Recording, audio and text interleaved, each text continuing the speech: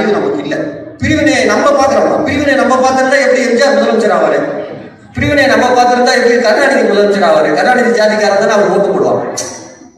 தமிழர்கள் யாருன்னா தலைவராக முடியும்னா நீ வந்தனா உன்னை மற்றவங்களா ஏத்துக்க மாட்டாங்கன்னு சொல்றான். அப்படி சொல்றோம் திக காரன் சொல்றான்.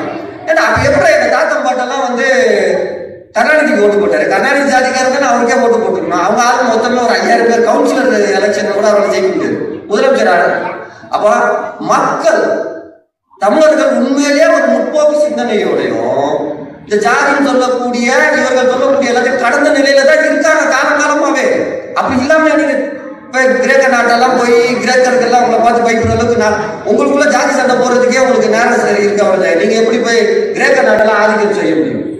எப்படி போய் நீங்க உங்க பிரச்சனையே பெரிய பிரச்சனையா இருக்கும். நீங்க கப்பல்ல போய் ஒரு கூட்டத்தை ஏற்றிட்டு போனீங்கன்னா கப்பல்லையே ஜாதி சண்டை வந்துடும். தச்சருக்கோ கொல்லருக்கோ கம்மாலருக்கோ உங்க அங்கேயே சண்டை வந்துருச்சுன்னு வச்சுக்கோங்க. நீங்க எப்படி கப்பலை கொண்டு போய் கடை சேர்ப்பீங்க? கடல் நல்லா முழுகி போயிருப்பீங்க. அப்ப அப்படிலாம் நம்ம இல்லை. அப்படி இருக்கிறதா நம்ம கிட்ட இவன் தான் சொல்றான். பிரச்சனை அதான். இப்ப நான் வந்தா என்ன இவன் ஏத்துக்க மாட்டேன்னு இவன் சொல்றான். நீ யாரா அதை சொல்றதுக்கு நாங்க 2 பேரும் கேட்டுதான் இவன் எப்பயோ பேச முடியாம ஆயிருப்பானா? நம்ம பேசணுமானா?